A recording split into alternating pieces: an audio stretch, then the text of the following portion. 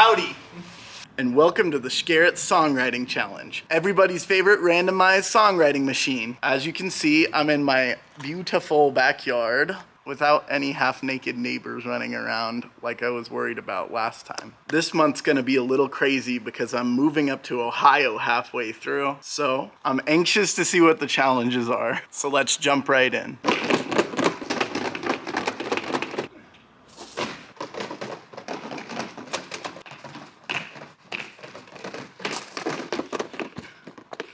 All right, for the big challenge, a song that resembles the B-52s. For small challenge number 1, randomized drum beat. Small challenge number 2 has a lot of drum fills everywhere, lots of drum challenges. Small challenge number 3 uses more thin textures. And then for the extra challenge, random people listen to the song and say what they think. I have my work cut out for me. So let's begin with the randomized drums. And to randomize my drums, I will be using Yahtzee dice. I will also be adding a 4-sided die. So the way this will work is I will roll my die so that the die are laid out in an order. There are 3 different colors on the Yahtzee die, and their color combinations will determine which instrument track I just rolled. If I have a repeat of color combinations, I will always use the one I rolled first. Whichever number was rolled on top of the 4-sided die will be the 8th note that track starts on. So since the 2 was on top, the entire line would start on the second 8th note. The number on each die represents an attack and the 8th note value behind it. I rolled the dice many times, and this is the result I got. It sounds like this.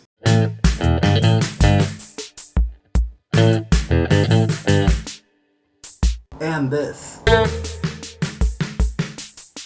Howdy, and welcome to Ohio. Here's the new setting for the Scarrett Songwriting Challenge. All right, let's talk about the B-52s. The B-52s are one of my favorite groups and probably some of my biggest inspiration. They write very strange lyrics, which I love. I especially love their original sound from their first 2 albums, the B-52s and Wild Planet. One time I got the Wild Planet CD stuck in my car for several months, which doesn't sound too crazy, but I'll let you go ahead and try it and see what you think. Now for my song to resemble the B-52s, I need to include my vocals and girl vocals. The lyrics need to be strange. They often follow the sci-fi theme. The drums need to be straightforward, which is the opposite of randomized drums. So I'm only using the randomized drum part in certain spots in the song. There needs to be lots of electric guitar on clean setting with sort of a quasi surf sound. There's gotta be screaming, and the bass part needs to be synth bass. Alright, so the way that I got the female vocal lines is I asked Marielle to sing it, she said yes, and then wha-bam. Collaboration from like 1,500 miles away. Alright, so I've decided to write my song lyrics about Puma Punku. Puma Punku is an ancient religious site built by the people of Tiwanaku around 550 AD.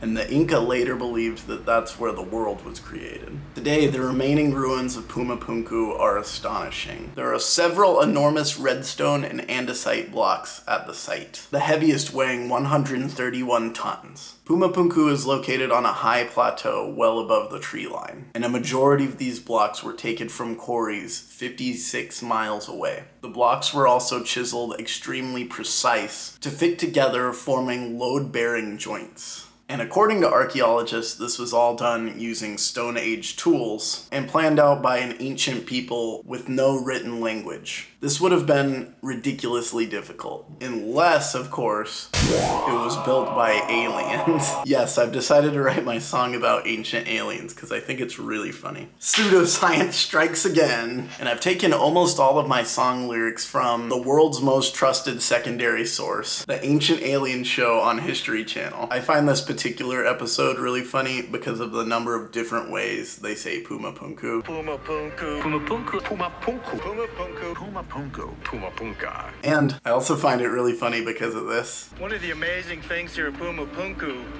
is the precision of the blocks. You can see with this block of granite, that it's really been cut at very accurate right angles. Now I've also decided I am gonna combine the extra challenge with the judging. The random people that are about to listen to my song are going to judge, which is pretty spooky because normally I ask my friends and it's easy. Anyways, I hope you enjoy the video and the judging.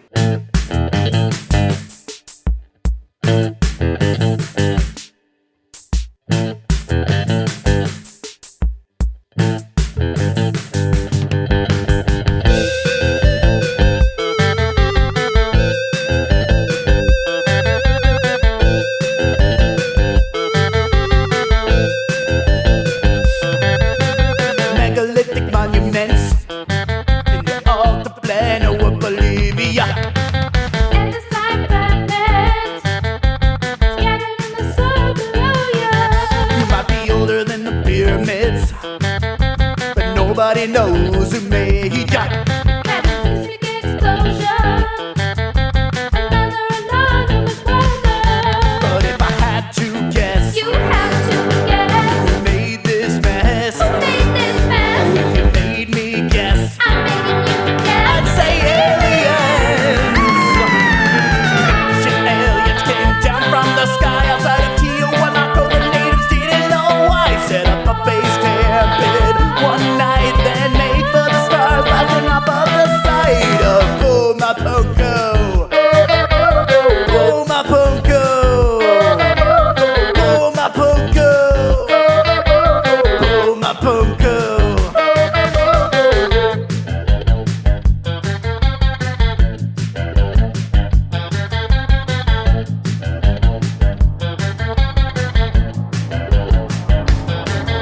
Tremendous H blocks carved from single solid stones. Alien astronauts. Chilling over the Using anti-gravity 56 miles away. Humans solve the words. Maybe interlocking. Is this the work of humans? It must be. Not yet right. Oh, maybe not. I place my bet on millions. Oh, I don't know anymore. Melted in one night. Ancient aliens came down from the sky outside of Tijuana. The natives didn't know why. Then they erected a temple after the flood and made a covenant between the men and God. There's a cuneiform pole from 3000 BC near Lake Titicaca. How can this be? I say aliens, don't give it to the mainstream. Not everything is what it seems. But Pumapunku. Pumapunku. Pumapunku. Pumapunku. Getting big at the H blocks. Block party. Jump with this with the Sumerians. In the fertility punch bowl. Everybody's dancing. Block party. But what's that low rumble? A rumble, a blast off.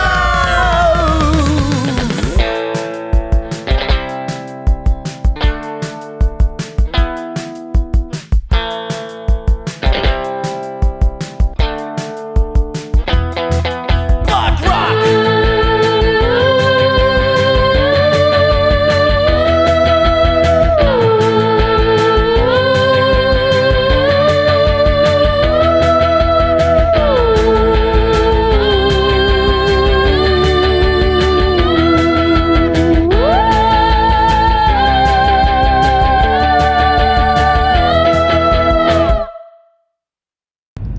So the extra challenge. Wait. We're headed downtown to show the song to random people because that was the extra challenge. So we'll see how it goes. All right, so we gotta go back because Garrett forgot his stickers. Oops. So I don't know if we'll ever get this done. I'm hungry. About to ask somebody. Anybody? Anybody. Anyone wanna listen?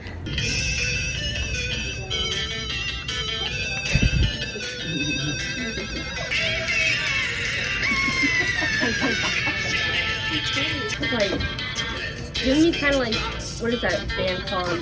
Rock Lobster. Oh yeah. Yeah, B-52? Yeah. I think so, yeah. Is that what you're going for? Yeah. I love it. Yeah. It's like a lot of fun. This is awesome. Thank you. Yeah. Good job. If you were to rate it on a scale of 1 to 10, what would you give it? 10. Wow. Thank you. 9. 9. 9. If you could change something about it, what would you do? Maybe the lyrics be a little bit more crisp. Like I couldn't hear. A little more articulate. Yeah. Yeah. Absolutely. Yeah, your mixing is just a little off. Okay. Yeah. Good For sure. vibes, Thank you. Yeah. How do you feel? Feeling good. It's pretty fun. It's scary. Yeah, it's kind of scary, but I think people like it. Social interaction. I know it's fun. Yeah, that's pretty cool. Yeah. Like it? I really like the beat, especially like the intro. You get like some retro kind of vibes going on with the sounds. I mean, I give you at least a solid 7. Like, Okay, it's very yeah. enjoyable. Cool, thank you. You think that last guy actually liked it? I think he was more confused than anything. Yeah, I think he was. We confused him into liking it. Yeah, I think so.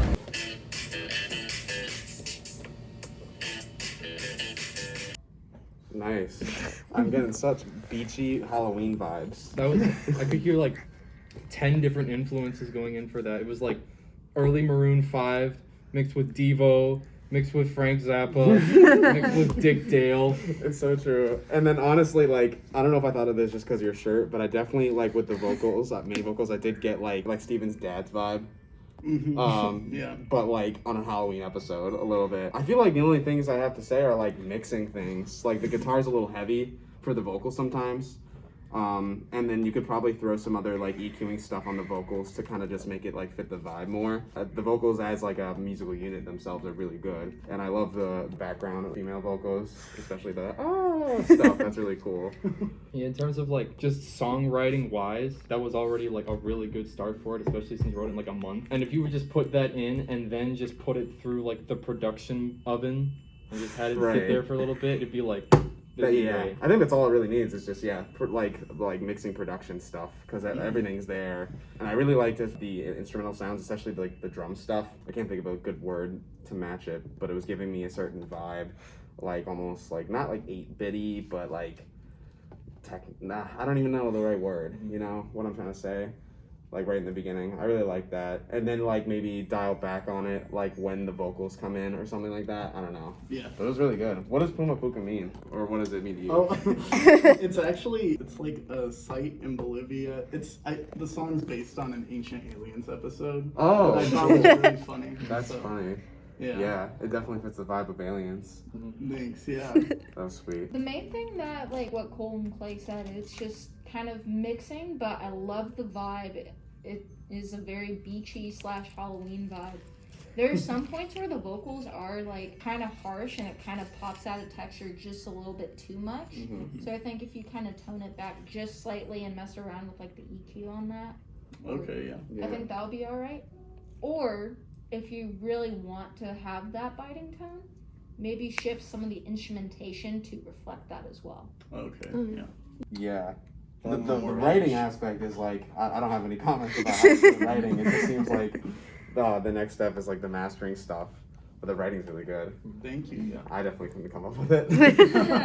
If you would have rated it on a scale of 1 to 10, what would you give it? Oh man, that's so hard. I'm trying to think of what I would rate a 10 so then I can put this in perspective. Your favorite song. Oh, I don't even know if I would say my favorite songs are 10s though, you know? That's the hard part. I'd give this like an 8 right now. Okay. Yeah, I was gonna say like a 7.5 or something like that. That's like pre-extra mastering and stuff, and if that like comes out perfectly, it's definitely gonna bump it up like a point or 2 or something like that. Really good though. Thank you so much. In conclusion, the 8 scores I received averaged out to an 8.6. Thanks so much for watching, and be sure to drop some album name ideas in the comments section below. Bye! Rock!